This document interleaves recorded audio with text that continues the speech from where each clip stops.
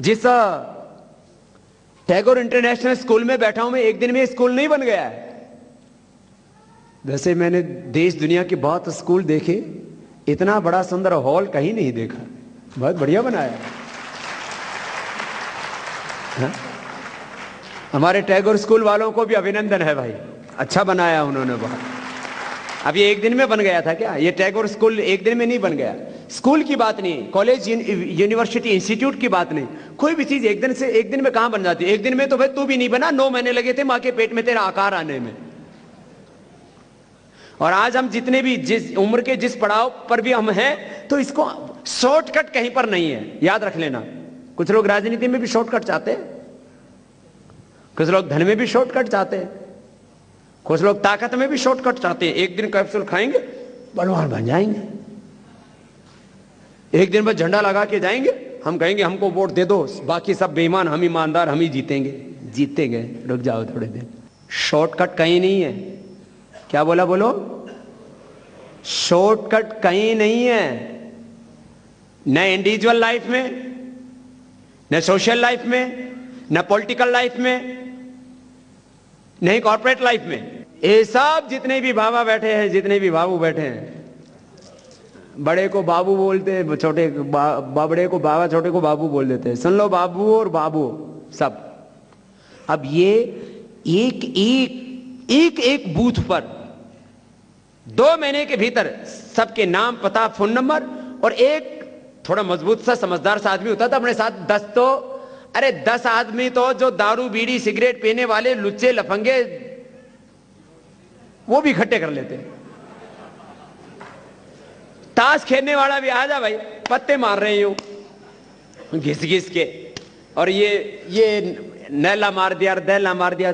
मैं तो बचपन में देखा है, देखो भाई, वो मैं देखता था जो है कुछ लोग इकट्ठे हो जाते, ताश खेलने लग जाते हैं। मेरे को आज तक वो समझ में नहीं आया ये करते क्या है। मैं कभी कभी देखा है खड़े होकर के, हमें यूं सोचते हैं बावड़ है, बताओ, पत्ते मार रहे, कूद रहे। अरे मैंने कहा भाई दाने पैदा कर लो इतनी देर में, तो खेत में अपने खेती बाड़ी कर लो। हाँ? कुछ अपने गाय भैंसों का चारा पानी कर लो, गोबर गाबर ढाल लो, तो काम आएगा। ये ताश क्यों है? लेकिन उनके साथ भी 10-20 तो इकट्ठे हो ही जाते हैं। जब ताश खेलने वालों के पास में 10-20 आदमी इकट्ठे हो जाते हैं, कोई बुरा काम नहीं कर रहे हैं, मीन्स किसी के हानि नहीं कर रहे, लेकिन वो एक बिना प्रयोजन का खेल है। तो मैं कह रहा था, जब ताश खेलने वालों को 10-20 आदमी मिल जाते हैं, जब 10-20 आदमियों को आदमी बीड़ी पीना सिखा देता है, अरे पीले बड़ा मजा आएगा। दारू पीने वाले पहले मुफ्त में पिलाओ पहले। बोले एक बार पी के तो देख, बोले इसका टेस्ट तो बता, बोले टेस्ट तो पी कर दिखेगा तो ही पता लगेगा। एक समझदार सा आदमी चाहिए, वो 10-20 जोड़ लेगा। एक समझदार सा आदमी हर एक बूथ के ऊपर, जो मजबूत हो, जिसको हिला ना सके कोई। अब बोले बाबा जी, कुछ लोग सोचते बाबा जी हम तो नौकरी धंधा करते हैं, हमारा तो छोटा मोटा काम है, हमें तो गवर्नमेंट परेशान कर दी। अरे नौकरी धंधा कर रहे हैं तो उनकी दया पर कर रहे हैं, उनका बाप का पैसा ले रहे हैं। कोई अब प्रधानमंत्री राष्ट्रपति हमको तनख्वाह देता है, कोई पार्टी हमको तनख्वाह देती है? तनख्वाह इस देश के 125 करोड़ हिंदुस्तानियों के खून पसीने की मेहनत की कमाई से, टैक्स के पैसे से हमको मिलती है।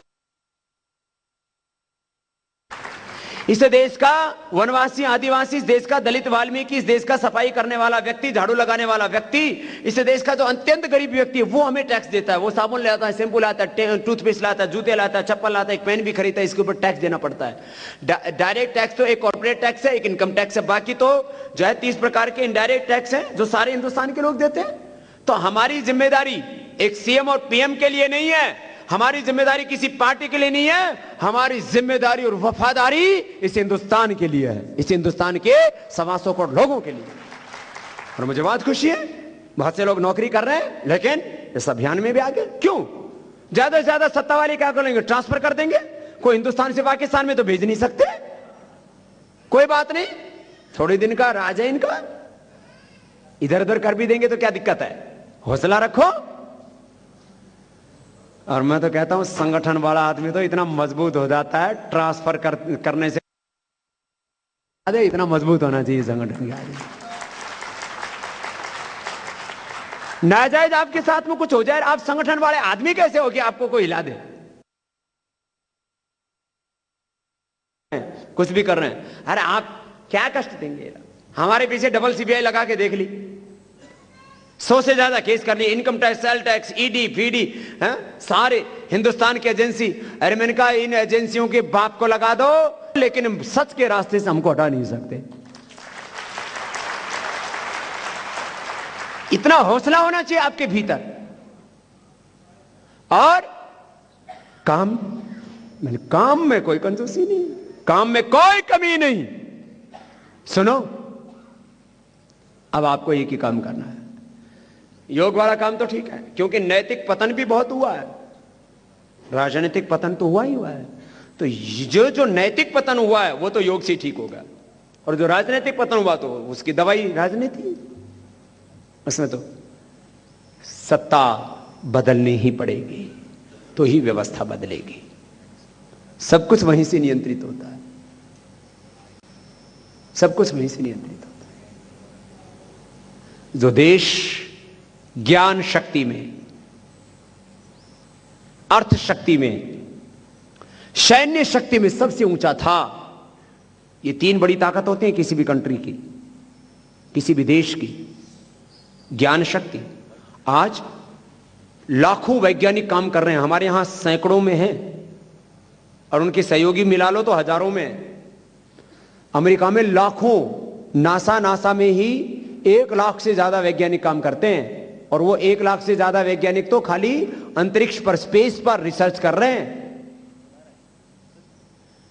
जब हिंदुस्तान ज्ञान शक्ति में सबसे ऊंचा था, सारी दुनिया हमारे पीछे थी। ज्ञान शक्ति, सैन्य शक्ति। अब रिसर्च के लिए बजट एलोकेट करना पड़ता है, सेनाओं के आधुनिकीकरण करने के लिए, जितने भी बम आदि बनाने के लिए, उसके लिए भी बजट एलोकेट करना पड़ता है। अर्थ शक्ति यदि किसी देश के पास है तो वो ज्ञान शक्ति में भी आगे होगा, सैन्य शक्ति में भी आगे होगा। ये काला धन आ जाएगा ना, तो हिंदुस्तान में इतने स्कूल, कॉलेज, यूनिवर्सिटी, इतने रिसर्च इंस्टीट्यूट बन जाएंगे, और इतने बड़े बड़े जो है अनुसंधान के केंद्र बन जाएंगे कि सारी दुनिया के वैज्ञानिक यहां आएंगे। आज अमेरिका में 80% वैज्ञानिक बाहर के देशों के, 80% वैज्ञानिक बाहर के देशों के, क्योंकि पैसा उनके पास, और पैसा उनके पास में उधार का है, कर्ज का है। 1 लाख रुपए का कर्ज है उनके ऊपर, अपना 1 लाख रुपए काला धन है, अपना वापस ले लो, अमेरिका से 3 गुना ज्यादा एक ही दिन के अंदर। फिर रुपए, डॉलर, पाउंड सबका जो है, डॉलर का भी, पाउंड का भी, यूरो का भी, सबका शीर्षासन हो जाएगा। ये तो दुनिया एक दिन में ऐसे बदलती है। अरे बोले ये क्या हो गया? ऐसे होगा। बोले बाबा जी, आप जब अच्छी अच्छी बातें करते हो ना, तो हमको लगता है कल का जमाना बहुत अच्छा होगा। मैं सपने नहीं दिखाने आया हूं, मैं आपको हकीकत बता रहा हूं। हमारी सड़कें भी अच्छी होंगी, हमारी संसद भी अच्छी होगी, हमारा एजुकेशन भी अच्छा होगा। ज्ञान शक्ति में, सैन्य शक्ति में, अर्थ शक्ति में फिर से भारत विश्व गुरु होगा। ये भारत आध्यात्मिक राष्ट्र बनेगा। मैं कोई इस भारत को कोई मजहबी राष्ट्र बनाने की बात नहीं कर रहा हूं, मैं इस भारत को एक आध्यात्मिक शक्ति संपन्न और आर्थिक शक्ति संपन्न भारत बनाने की बात कर रहा हूं, और हम सब मिलकर के इसको ऐसा बनाएंगे, यह संकल्प लेकर के जाएंगे। तो भाई बहनों, अब इस काम के लिए आपको आज बुलाया, तो ये साधारण जनता की बैठक नहीं है। जनता की बैठक हम करते हैं, सभाएं करते हैं, तो 50,000 लाख लोग होते हैं ना हर रोज। अभी फिर शुरू हो जाएंगी सभाएं। तो ये कई दिशाओं से काम चल रहा है। संगठन को मजबूत बनाना, नैतिक पतन भी नहीं होना चाहिए देश में। जब हम क्या हिंदुस्तान के अपने भाई बहनों को देखते हैं तो लगता है कि ऋषि पुत्र हैं। कोई बीड़ी पी रहा है, कोई सिगरेट पी रहा है, कोई शराब पी रहा है, कोई गुटखा खा रहा है, और दीवार के ऊपर सामने लिखा हुआ है गधा पेशाब वही मूत रहा है। मैं पहली बार घर से बाहर निकला, एक शहर में आया, छोटा सा शहर था, दीवार पर लिखा हुआ था गधा मूत रहा है। मैंने कहा ये गधा मूत रहा है क्यों लिख रखा है? हम छोटे बच्चे थे, हमको पता ही नहीं। मैंने कहा गधा मूत रहा है, ये दीवार पर क्यों लिखा हुआ है? बोले बाबा जी यहां कोई खड़ा होकर के मूते नहीं, इसलिए लिख रखा है। मैंने देखा जो भी आए वही मूते। मैंने कहा भाई ये मूत क्यों रहे हैं फिर ऐसे?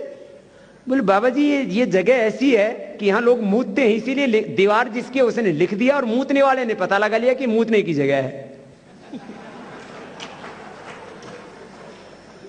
अपने हिंदुस्तान के लोगों को मूतने और थूकने तक का नहीं पता। जहां जगह मिली वहीं खड़े होके मूत दिया, बैठ के भी नहीं मूतते। हर जानवर जिस तरह से मूतने का तरीका है वैसे ही मूतता है। कुत्ते का टांग उठा के मूतना है तो नीचे टांग करके नहीं मूतता। जैसे जिस पशु को जैसे काम करना है वैसे ही करता है। हाथी कितना ही भूखा हो कभी भी मांस नहीं खाता है। गधा को कितना ही बेवकूफ कहे कभी भी अंडा, दारू, बीड़ी, सिगरेट, कोका कोला, पेप्सी नहीं पीता है। कोई पिला के दिखा दे कोका कोला, पेप्सी, मुंह फेर लेगा। कितना ही गधा भूखा हो उसको अंडा और बिरयानी डाल के देखो, खाएगा ही नहीं। लेकिन ये आदमी है, हम कहने को हम कहते हैं हम रामकृष्ण की संतान है, ऋषियों की संतान है, हम ब्राह्मण हैं, हम क्षत्रिय, हम वैश्य हैं, हम ऐसे हैं ना वैसे हैं। और जाकर के इनके कर्म देखो तो शर्म आती है। नैतिक पतन भी हुआ है।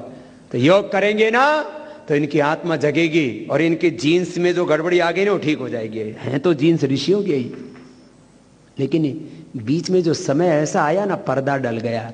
अब ये धुलाई करनी है तो धुलाई होगी कपालभाति से। इसलिए योग जरूरी है।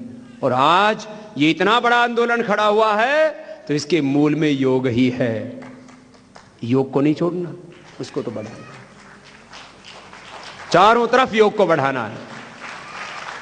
और युवा भारत को योग के साथ साथ 12 दंड 8 बैठक मैं रोज लगाता हूं। सूर्य नमस्कार करता हूं, दौड़ लगाता हूं। दौड़ लगाओ, सूर्य नमस्कार करो, दंड बैठक लगाओ, कुश्ती खेलो, कबड्डी खेलो, और गेम खेलो, जो भी फुटबॉल, वॉलीबॉल, जो भी खेलना है खेलो। जवान जिधर से युवा भारत के जवान चले ना तो कैसे हो युवा भारत के जवान?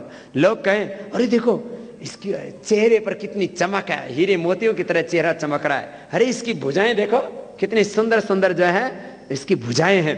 इसका ऐसे कपड़ों में से ऐसा लगता है जैसे आदमी फाड़ करके बाहर निकल जाएगा। ऐसा उभरा हुआ सीना, सिकुड़ा हुआ पेट, कसी हुई कमर, जवान आगे चलता हुआ दिखे तो जमाने के लोगों को ईर्ष्या हो जाए। लोग कहें अरे भाई जवान हो तो युवा भारत जैसे, युवक युवती हो तो युवा भारत जैसे। ऐसे आपको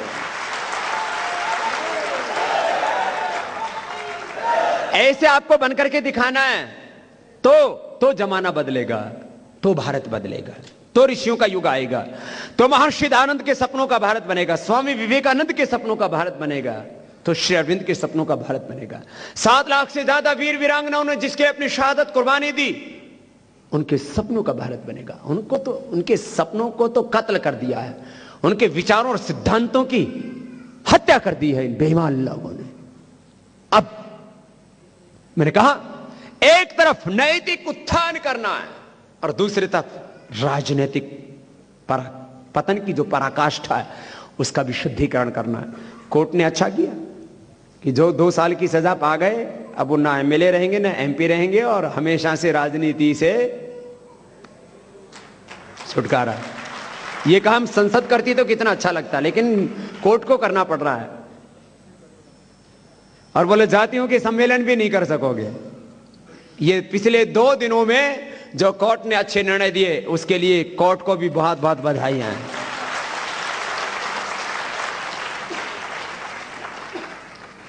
अरे ये तो कोर्ट की तो सीमित शक्ति है क्योंकि कानून बनाने का अधिकार संसद को है, लेकिन ये फैसले देकर के भी कई बार नजीर बना देते हैं। ये बड़ा क्रिटिकल काम है।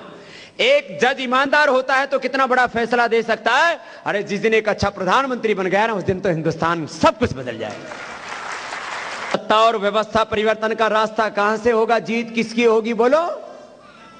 जो बूथ पर मजबूत होगा। इसके लिए आज की बैठक बुलाई है। एक शब्द में बोले तो इसके लिए बाकी सारी तैयारी है। फिर योग वाला काम भी करना है, ये तो हर दिन का काम है। सत्ता परिवर्तन वाला काम तो एक दिन में क्या 1 मिनट में होना है जब बटन दबना है। सत्ता परिवर्तन का काम तो 1 दिन का है मेरे भाई। ये फिर जो निर्माण का सृजन का काम है ना, ये है बड़ा जो आपको सबको करना है। इसलिए युवा भारत के 3 हमने सामाजिक रखे लक्ष्य कि पूर्ण जागृत युवा तैयार हो। भगवान राम युवा थे, भगवान कृष्ण युवा थे, भगवान शिव युवा थे, आचार्य चाणक्य युवा थे, महर्षि दयानंद युवा थे, स्वामी विवेकानंद युवा थे, चंद्रशेखर, राजगुरु, सुखदेव, भगत सिंह, रानी लक्ष्मीबाई, झलकारी बाई, चन्नम्मा बाई वो युवतियां थी। युवाओं ने ही देश में बदलाव लाया है और अब भी जो बदलाव आएगा वो युवा भारत के द्वारा आएगा। इसलिए युवा भारत को यहां पर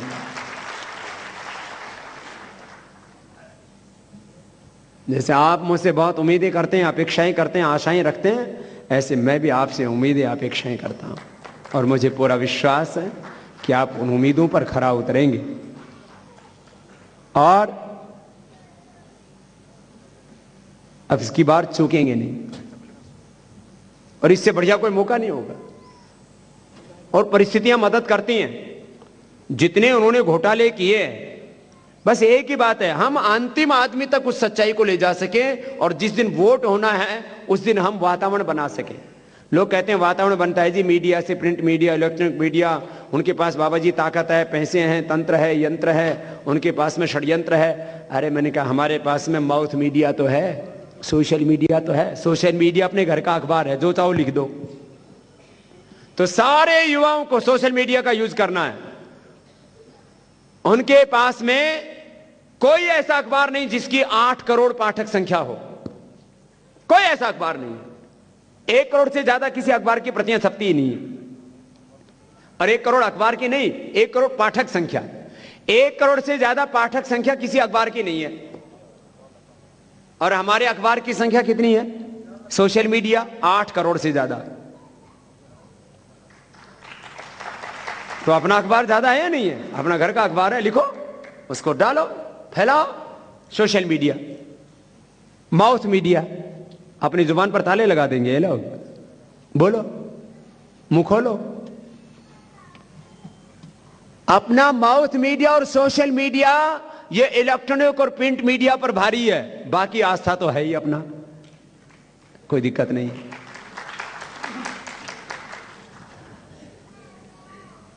आस्था और संस्कारों से तो हमारा जीवन टिका ही हुआ है। वो तो वहां से हमारी बात जा रही है और वहां पर भी 10 करोड़ लोग जुड़े हैं। कितने? 10 करोड़। क्यों घबराएं हम किसी से कम नहीं है। अब एक बात पर लड़ाई केंद्रित रहेगी, ये अपनी लूट पर पर्दा डालने की कोशिश करेंगे। जो लूटा है ना इन्होंने, तो कहते ना हमने कहां लूटा, हमने तो देश का विकास किया, हमने देश को ये दिया, हमने देश को वो दिया। अरे क्या दिया तुमने? देश को लूट लूट के खा गए। ये अपनी लूट पर पर्दा डालने की कोशिश करेंगे और हमको इनकी लूट का, झूठ का पर्दाफाश करना है। बस ये 2 वाक्यों में, ये जो 67 सालों में लूट की उस पर पर्दा डालने की कोशिश करते हैं। नहीं ना, हमने कुछ नहीं किया, हम तो ठीक ठाक। घर में कोई 1 लाख 2 लाख रुपए लूट ले, लोग चोर लुटेरे हैं, और करोड़ 2 करोड़ के कर ले तो कहेंगे अरे ये तो खानदान ही लुटेरा है, महा लुटेरा है, डकैत है। बड़े बड़े शब्द देंगे, माफिया है। गांव में कोई चोरी कर ले तो माफिया, लुटेरा, ठग, चोर। अरे देश जिनने लूट लिया, अरे ये तो पूरी दुनिया के सबसे जाहिल लोग हैं, इनको वोट देना की तो बहुत दूर की बात है, इनकी तो शक्ल भी नहीं देखनी चाहिए। ऐसा भाव पैदा कर देना है लोगों के भीतर, और वो हो चुका है। वो घृणा, वो आक्रोश तो हो चुका है, लेकिन बस उसको अब वोट में तब्दील करना है। इसके लिए बहुत धैर्य के साथ, बहुत, मैंने बोला था, समझदारी के साथ, जिम्मेदारी के साथ, छोटी छोटी बातों को लेकर के आपस में संघर्ष नहीं, मनमुटाव नहीं, मुझे ये कह दिया, मुझे वो कह दिया, आपस में ही लड़ मरते हैं।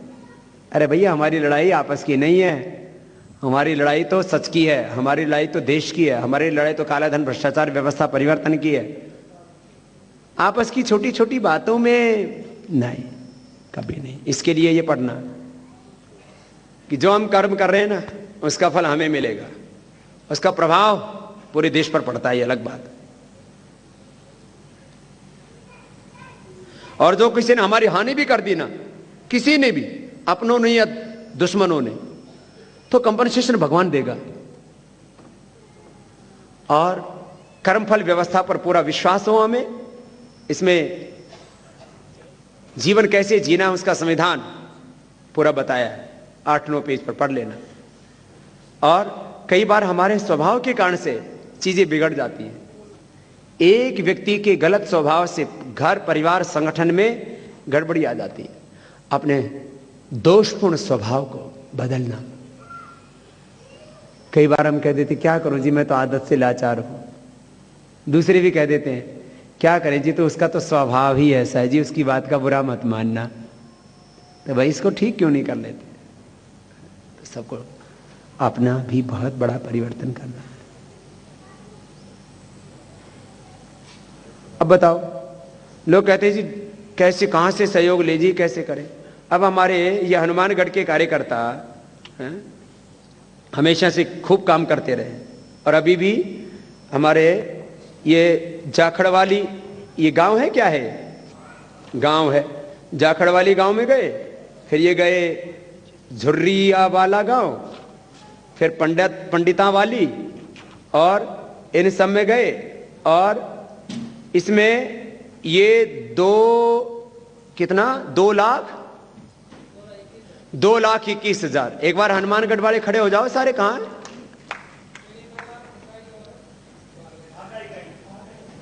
तो जो है ये हमारे जो है 2,21,000। एक बार जोरदार अभिनंदन है। ये ऐसा हौसला होना चाहिए।